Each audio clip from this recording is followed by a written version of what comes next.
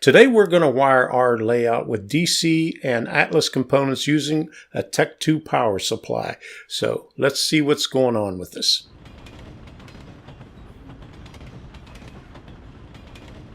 Hi, I'm Tom Kovichak, and this is Tom's Trains and Things. This channel was created to help other modelers who are in need of guidance in pursuing their dream of building their model railroad. And today we're going to talk about DC, Atlas components, and a Tech 2 power supply, and not this old one right here. Mark from M&M Rails is going to be helping me out in this video, and he's going to show us how he did it on his model railroad. Now, he broke his model railroad down into 5 blocks.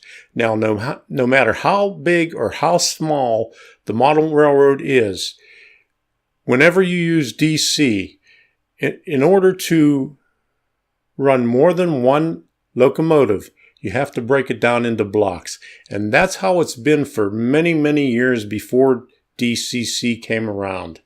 If you wanted to run more than one locomotive, you had to have it broken down into blocks. And that's how Mark's going to show it to you. This is something similar to the power pack that Mark is going to be using. It's a Tech 2. This one is a little bit older. This one has momentum on it. I don't think his has it, but it's basically the same. I think mine right here has an extra set of terminals on here. Mine has a variable DC, which is for the throttle on here.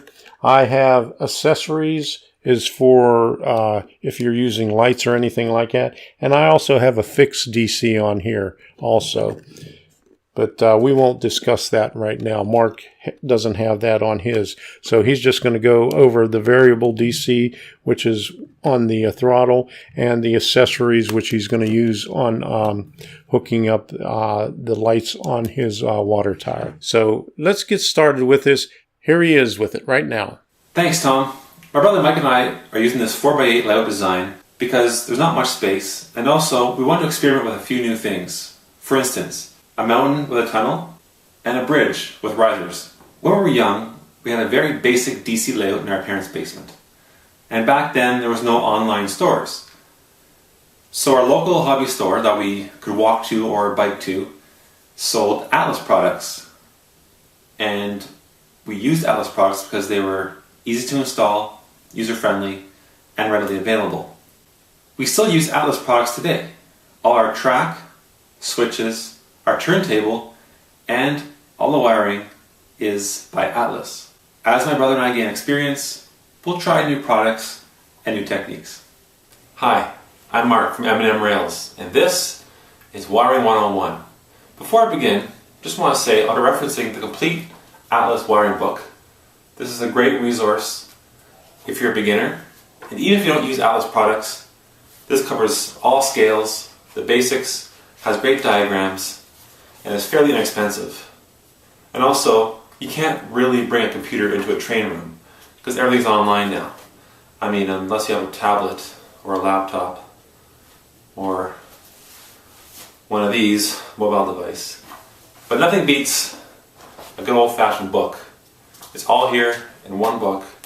Like I said, all scales, good diagrams, covers the basics. I recommend it. Okay, let's start with track. So I'm using HO scale, and I'm using DC. So for a locomotive to move, power has to get to this track. And there are 2 rails, which means both rails have to be powered.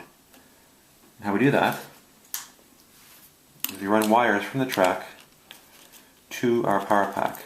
And there's a few options. I'm going to show you 2 of them. One option is using these terminal joiners. And what you do is, where the track, for instance here, you can attach the 2 rails with a terminal joiner, and they come pre-soldered to wire. So on that side, on this side, and now you have power right into both rails. So let's attach there. On the other end,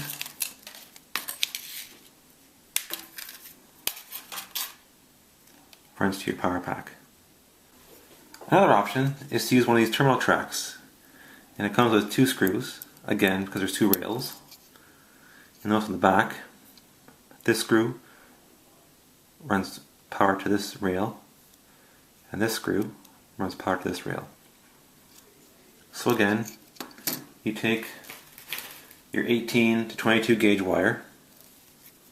I recommend 20 gauge. Take your handy dandy wire strippers.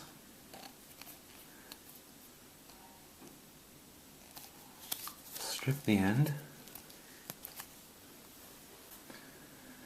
Mine is now stripped.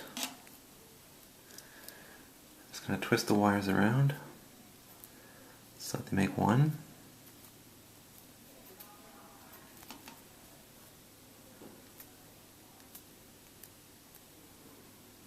Make a loop.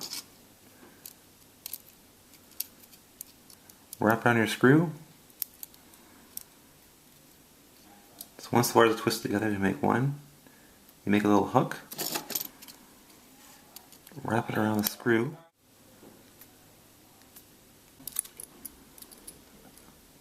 Take your small screwdriver. Tighten the wire. Do it for both sides. Install your track, and I have power going to your track. So I recommend getting a small screwdriver set as well. Another option to wire your track is to take your bare wire and solder it to the track.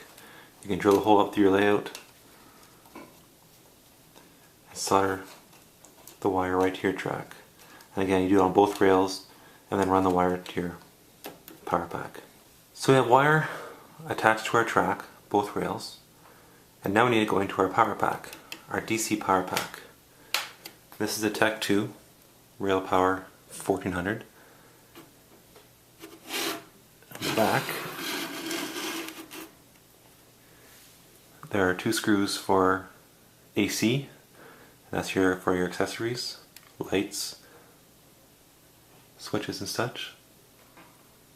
And then you have the DC screws, and again there's 2 of them. Like I showed you on the track, there's 2 rails. So one rail goes to one screw, and the other rail goes to the screw. So just make sure that you're consistent, or else your reverse and your forward direction will be messed up. And once you have power running from your track to your power pack, turn on the power, and your train should run with no problems. A block is an electrically isolated track section that can be independently operated. Okay, so the first step we're going to do is install these plastic insulating rail joiners. I bought some from the hobby house and they look like this. So we just need one of these plastic joiners, and I'll cut the power off. And thankfully I didn't glue my track down, I just pinned it down in anticipation of taking out to make adjustments. I chose the inner rail here as my gapped rail. A gap is an electrical break in the rail. In a common rail system, the gap would be the control rail. I'm going to gingerly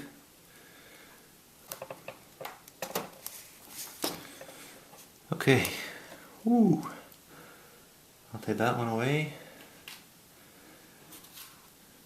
And these plastic joints are a bit tricky because they're stiff. I'm going to slip it on.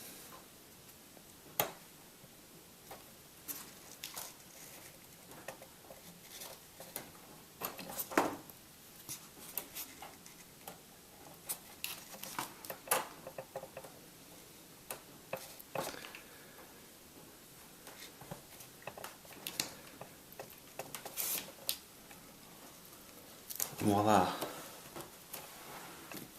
So my plastic joiner's in to make my gapped rail, which means now I have block 2, remember it's my orange section, and once the train or the cab, passes this. It's now in the black zone, which is block 5. Power to this new block is already put in here, which means this new improved block 2 has no power. So that's the next step. You'll notice currently my terminal joiners are kind of sticking out here onto the roadbed. Thanks to a good YouTube friend, Vinny, he said, why don't you put your terminal joiners on the inside so that the wires don't show and then the ballast will cover the inside. Well, I tried that, but these are a bit too long and they hit each other in the middle and it raises the track, and I don't really want to damage this. It's very delicate. And I don't have a soldering iron yet, so I can't fix them. I'm going to take one side, put it to the inside, and then take the other side and move it along to the next connection here and put it on the inside. Install my terminal joiners back here. So I've taken the track out carefully, and now I'm going to drill some holes so I can feed the wires through. I'm using a 5 32 drill bit. That should be big enough. You don't want it too big, you don't want it too small. You want the hole right between the tracks. And I really should remove this turnout so I don't damage it, but I'm living on the edge.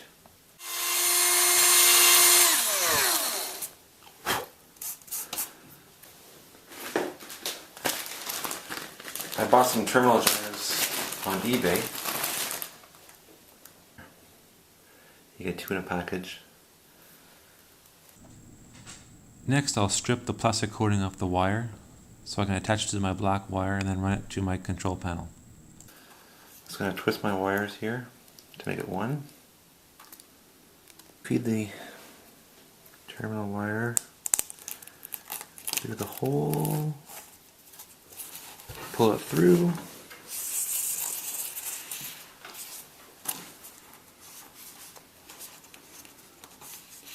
And then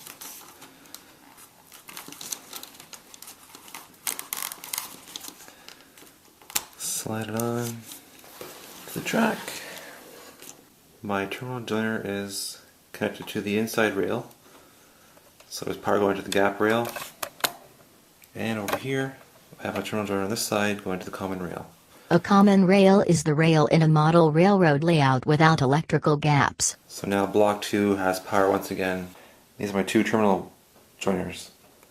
I'm going to label one of them inside rail, and that's going to be important because one wire has to go to my block switch and one has to go to the power. And for today I'll be using this Atlas layout wire. So I've stripped both ends of my black Atlas wire. This is the terminal joiner.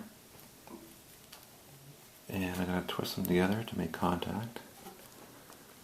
And I think down the road I'll use electrical tape. These are all my common rails, and there's 5. Because right now I have 4 blocks, so that's 4 common rail wires. And the 5th goes to my Atlas controller, right there. So that one wire goes down and connects to all 4 of them. So I'm going to connect my new terminal wire to this pack, making 6. Okay, done. Now we have 6 wires going to the control panel. And the other part of the terminal wire, the gap rail wires, come right here. So this is wire 1 for block 1. And now we're going to add the other Atlas Selector. The Atlas Selector is a device that enables the independent operation and control of 2 trains at the same time. I'm going to add a 5th block here. Connect this to the pack. I'll connect this wire to my 5th. Now I'll connect the selectors using spade connectors. A spade connector is pretty obvious, am I right? Okay, nice and secure. And down the road I'll screw this to the table so that it doesn't move.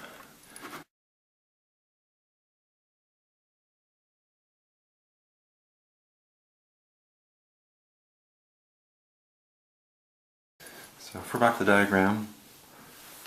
Block 1 is now the yellow. Block 2 is the orange. Block 3 is the new black section we added. Block 4 is the inner loop. And block 5 is the turntable track. Okay, let's test it out. I have all the blocks shut off now. Well, technically they're on this control cab here, B.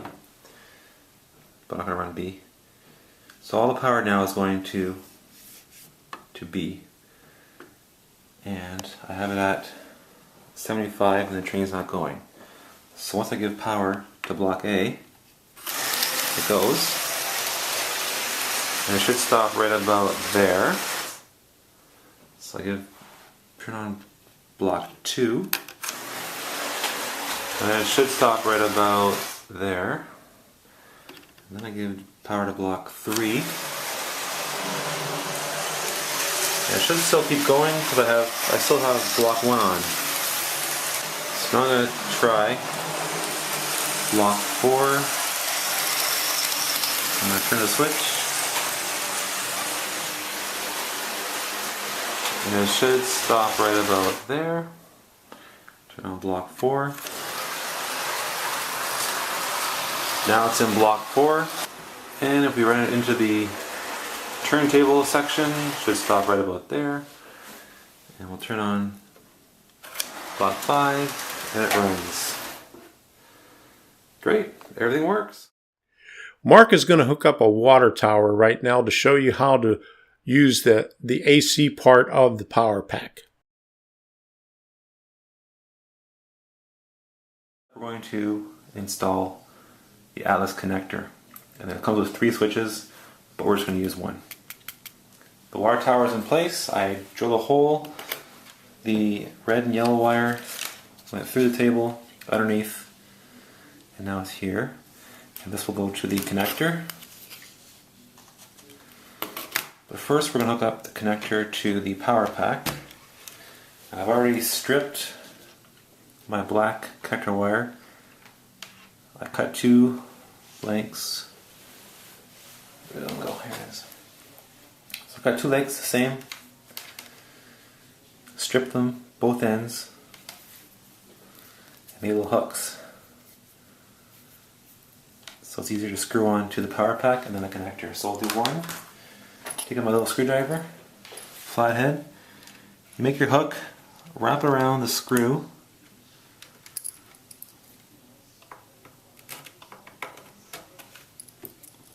And it should just bite.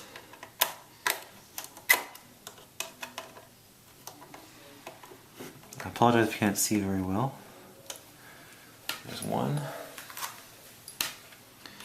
And again, this is the AC side of your power pack.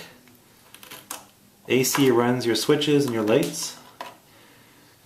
And I'm hooking it up to my second power pack because I don't want my engines to dim the light. And I don't want the lights to slow down my trains on my first power pack. It's all the same power source. Okay. I've also made these wires quite long because I'm not sure I'm going to screw down my connectors just yet. Now again, you want to twist, once you strip your wire, twist the little wires, make a hook, there's 1, twist the wires, make a hook, there's 2, and we're going to hook it onto this side, 1 and 2. I just want to make sure they correspond.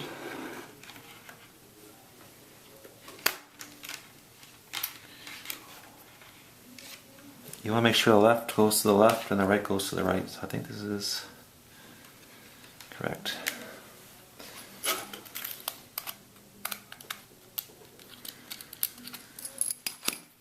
If your light doesn't come on, just switch the screws.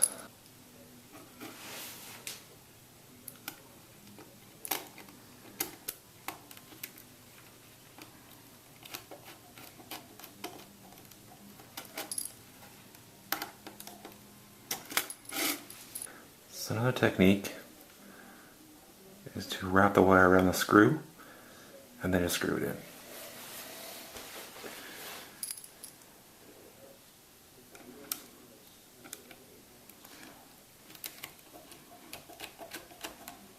There we go. That took longer than I thought, so I cut some out, but both are in now. So hopefully I have the right corresponding ones, left and left, right and right. If not, we'll switch it after. Okay, now we want to hook up to our brown yellow wires to the connector. We're going to use switch number 1 here. And I don't think it matters which screw goes to the brown, which goes to the yellow. I could be wrong. Let's try it out. So again, take the screws out and I'll wrap around the wire and then screw it in. The wire tower is now connected to switch number 1 on my Atlas connector. I have the connector going to my AC outlet on my power pack number 2. And let's see if it works. Turn the power on to my power pack. And again, for the AC, you don't need to turn the power, the speed control. It could be at 0. So power is on. I'm going to flick the switch on the connector to on. And kill the lights. And now the wire tower has a flashing light.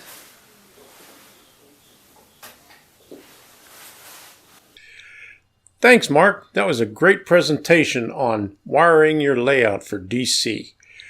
Go ahead and subscribe to Mark's channel. Give him your support. Go watch his videos. Give him a thumbs up on his videos. Support his channel. And support my channel. If you haven't done so already, go ahead and subscribe to my channel. Why? Because it's free. And leave a comment. And Debbie's down there laughing again. Check out my website, www.tomstrainsandthings.com. And you could support my website and my channel there also.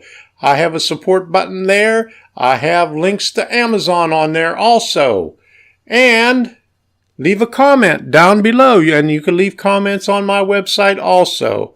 And on here, I have a link to PayPal on there because it costs money to produce these videos.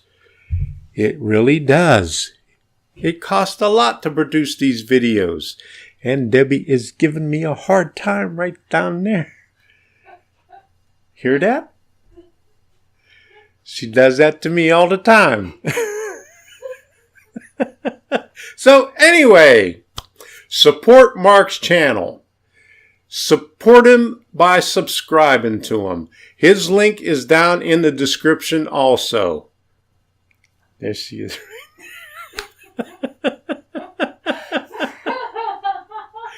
But anyway, seriously, I'm going to put his little circle, his link right up there. Mine's going to be right here. And I'll even, if I can, I'll put his video things right up here too, if I can. I don't know if I could do that in the end cap thing, but support his channel, support my channel, my web page. He doesn't have a web page, but support him anyway. Thank you. I was quiet. You was really quiet, huh? Yeah, I didn't know why. Okay, you're not